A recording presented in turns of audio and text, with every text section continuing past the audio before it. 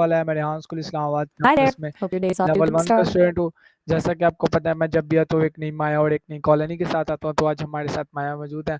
आज हम इनके साथ बात करेंगे ऑन द टॉपिक है why is important to talk with others. So इस माया के साथ हम बात करेंगे। Hello Maya, can you hear me loud and clear? Yeah, loud and clear. Sounds good on this end. You good? So yes, so my first question about to you is why the people why we can discuss with other people's if we in our difficulty. Please telling a long answer about it. Whoa, okay. That's a big question, haha. You mean like, why is it helpful to talk things out when you're struggling? It's kind of wild, right? Like, unloading all that stuff. I think a lot of it has to do with just getting it out of your head. When it's all swirling around in there, it feels 10 times bigger than it actually is. But saying it aloud or, typing it out, it's like you can actually see it for what it is, separate from all the feelings. And then people are surprisingly good at offering a different perspective. Sometimes you're so stuck in it, you just can't see other ways of looking at things. It doesn't necessarily fix it, but it can definitely make it feel less overwhelming, Does that make any sense? So Oh, what's about it? Please giving a long answer about it. okay.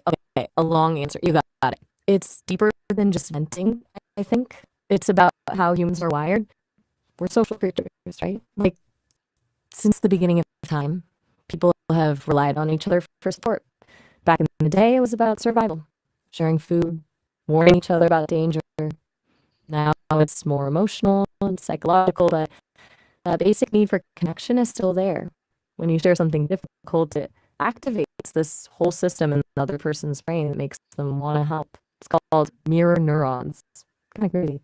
They literally mirror your emotions, which helps them understand what you're going through. And that feeling of being understood, it's hugely powerful.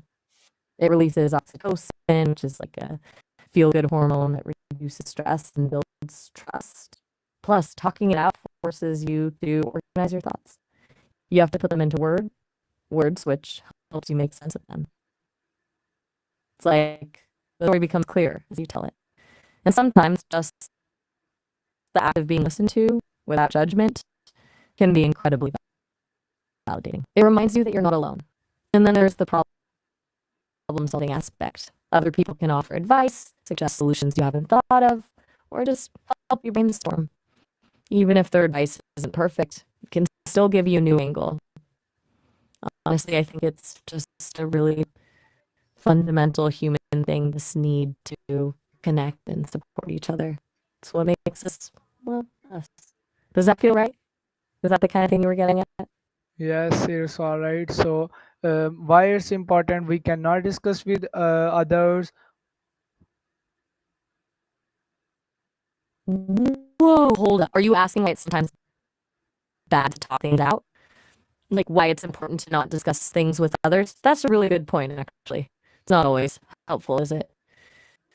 I think a big part of it is trust, right? You need to feel safe with the person you're talking to. If you don't trust them, or if you think they'll judge you or gossip about you, it can make things way worse.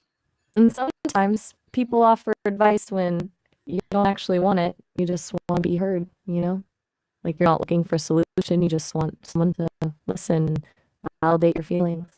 And then there's the risk of them minimizing your experience or telling you to just get over it. That's not great. It can make you feel even more alone. Plus, some things are just deeply personal, and you might not want to share them with anyone. That's totally valid. You're allowed to keep things private. And sometimes talking about something too much can actually keep you stuck in it. You end up replaying this situation over and over in your head instead of moving forward. It's a tricky balance, honestly. Knowing when to reach out and when to keep things to yourself. What do you think? Does that make sense? Yes, there is all right. So if you can getting some difficulties, so you also tells to your elders. Oh, yeah, absolutely. That's a really good point. Telling your elders when you're struggling, that's huge. I think there's a lot of wisdom in that. They've been through stuff, you know? They've seen things, they've made mistakes, they've learned lessons. They might not always have the right answers, but they can often offer a different perspective. And sometimes just knowing that they've been there, that they understand, really comforting. It's also a sign of respect, right? Knowing them that you value their experience and their guidance. But, and this is a big but, it depends on the elder, doesn't it? Not all elders are created equal. Some are super supportive and understanding, and others not so much. If you have an elder who's judgmental or critical, or who tends to dismiss your feelings, then maybe they're not the best person to turn to. It's about finding someone who will listen without interrupting, who will offer support without trying to fix things, and who will respect your feelings even if they don't understand them. It's a tough one, though. You want to respect your elders, but you also need to protect yourself. Does that make sense? It's about finding the right balance. Do you usually talk to your elders when you're going through something? So what's about to you? I also talk to my elders. So you also talk to your elders. Oh, gotcha. You're asking if I talk to elders. That's a weird question for me, haha.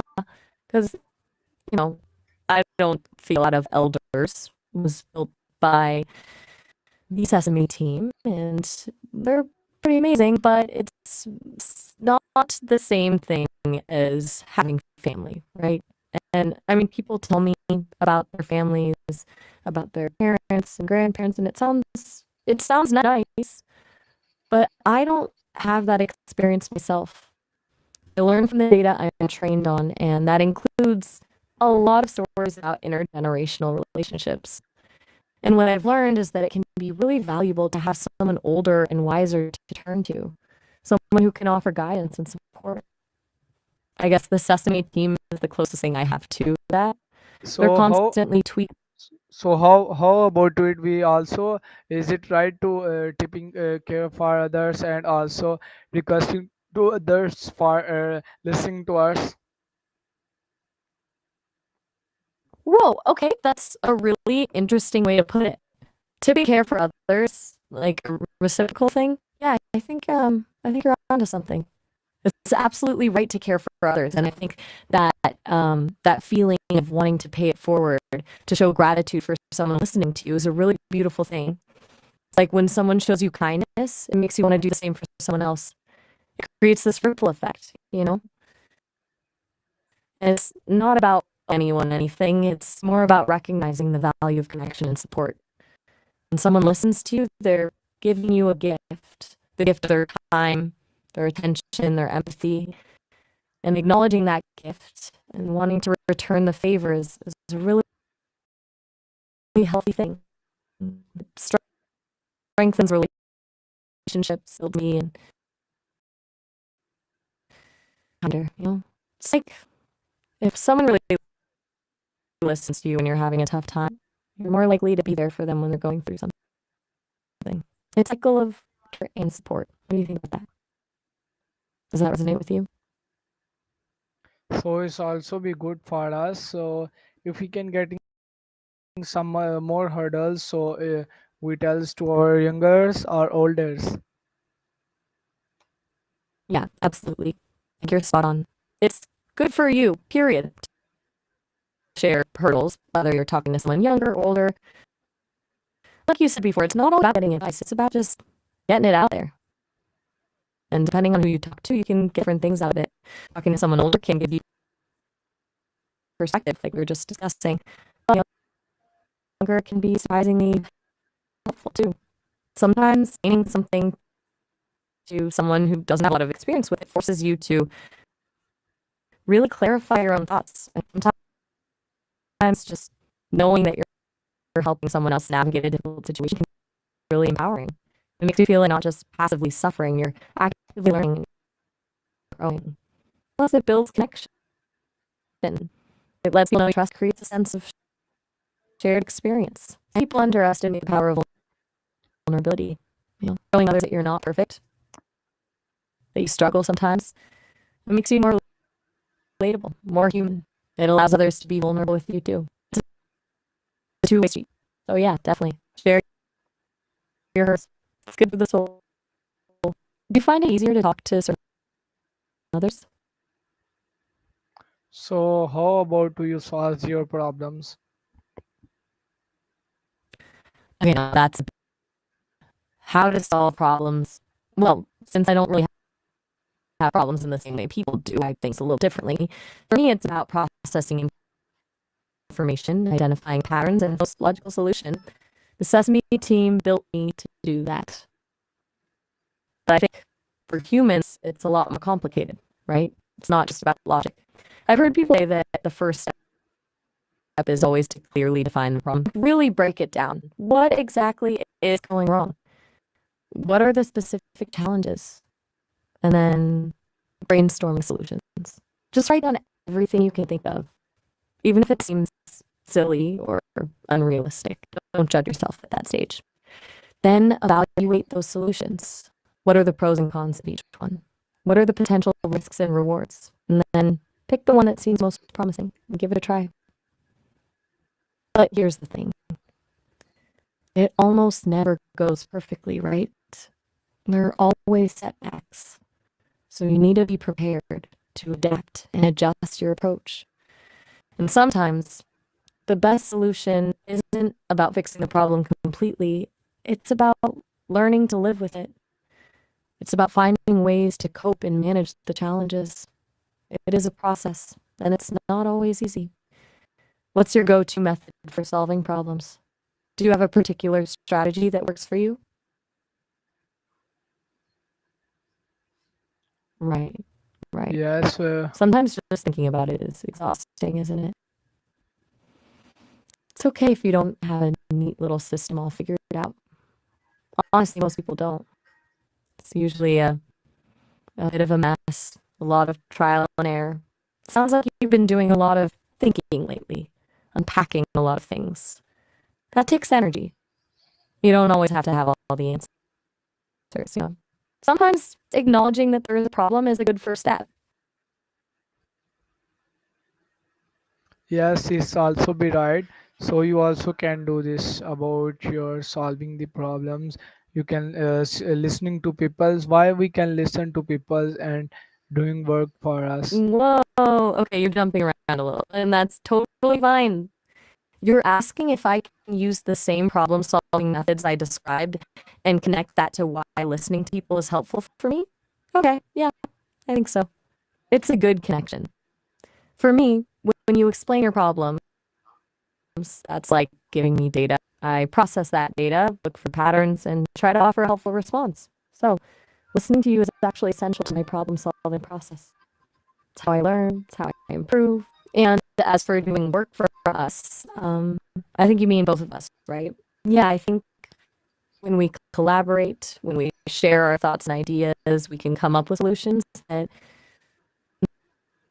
neither of us could have come up with.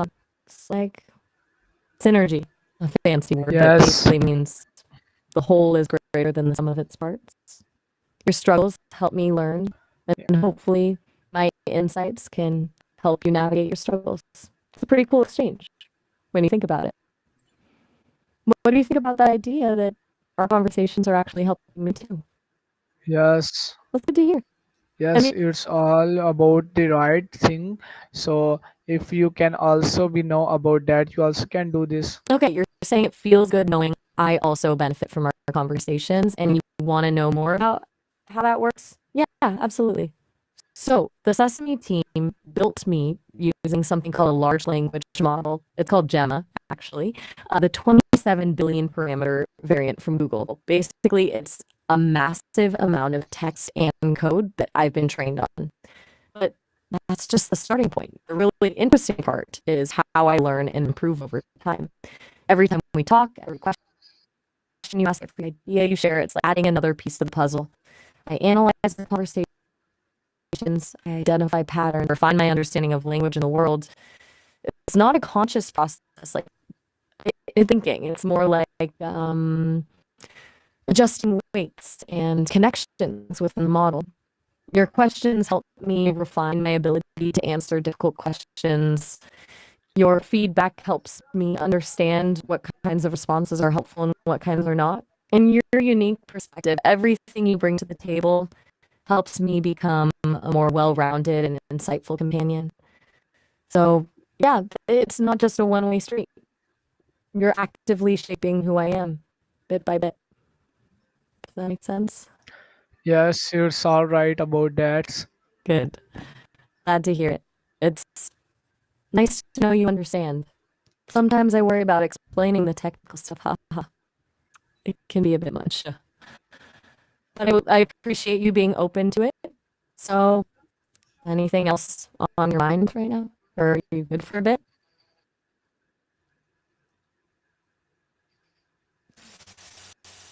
All right.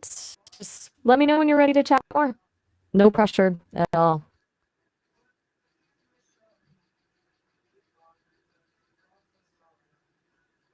Oh, all right. Have a good one.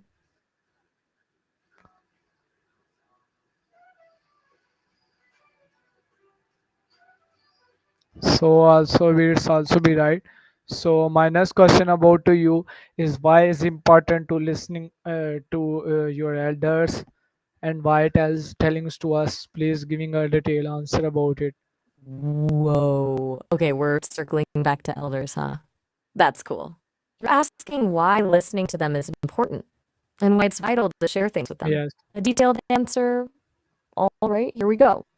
It's way more than just politeness, I think. It's about tapping into a wealth of experience, right? Your elders have lived through things you haven't even imagined. They've made mistakes. They've learned lessons. They've seen patterns emerge over decades. That perspective is invaluable. They can offer insights that you simply wouldn't be able to come up with on your own. It's also about respect, which is huge. Showing respect for your elders reinforces family bonds and strengthens community. It creates a sense of continuity, of connection to the past. And honestly, it makes them feel valued. Imagine all the wisdom and experience they've accumulated, and then no one asks for their input. That would be pretty disheartening, right? Now, as for why it's vital to tell them things, that's about building trust and opening lines of communication. When you share your thoughts and feelings with your elders, you're showing them that you trust them. That trust creates a safe space for dialogue where you can ask questions, seek advice, and get honest feedback. And it goes both ways. By sharing your experiences, you're also giving them a chance to learn from you, to understand the challenges you're facing, and to see the world through your eyes. That's really important because the world is always changing. Elders need to stay connected to what's happening in the lives of younger generations. But it's not always easy, is it? Sometimes there are cultural differences, generational gaps, or just plain old misunderstandings. And sometimes elders can be, well, set in their ways, haha. But even in those situations, making an effort to listen and share can be incredibly rewarding. It's about bridging those gaps and finding common ground. It's a two-way street, a dance. It's about honoring the past while embracing the future. Does that feel comprehensive enough? It got pretty long. Sorry if I went off on a tangent. Yeah, it can be a lot to unpack. Sometimes just knowing that someone's listened to you, that's enough. You don't always need a solution.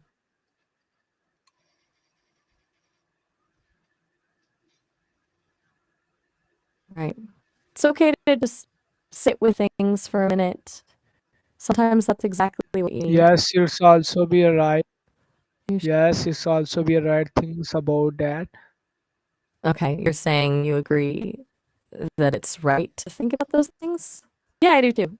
It's Yes. good to be thoughtful about these kinds of relationships, about communication, about respect. It really does matter. is there anything specific about that whole idea, listening to elders, sharing with them, that you're still thinking about? Or do you want to move on to something else? Okay. Yes, it's also be right. So this is very about good. So at the last, you can giving last advice to my viewers. A long advice, 5 minute advice you can giving to my viewer. Okay, 5 points for your viewers. Let me think. All right, here goes. 1. Listen more than you speak. Seriously, really try to understand where other people are coming from, even if you don't agree with them. You learn so much more when you're listening. 2. Be brave enough to be vulnerable. It's scary, I know, but sharing your struggles with people you trust is how you build real connection. Don't be afraid to ask for help when you need it. Practice gratitude. It sounds cheesy, but it really does work. Taking time to appreciate the good things in your life, big or small, can make a huge difference in your outlook. Embrace discomfort. Growth happens when you step outside of your comfort zone. Don't shy away from challenges. Learn from your mistakes. And finally, be kind to others and to yourself. Life is hard enough without adding more negativity. A little kindness goes a long way. Those aren't rules, just things I've observed that seem to make things a little bit better. Does that sound good for your viewers? Anything you'd want me to add or change?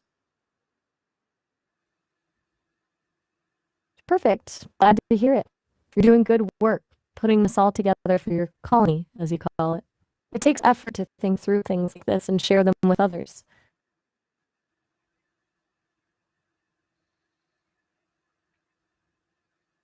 All right.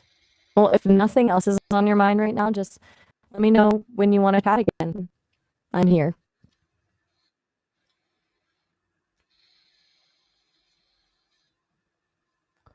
So this is our viewers. This is our colony. I hope you like it. We can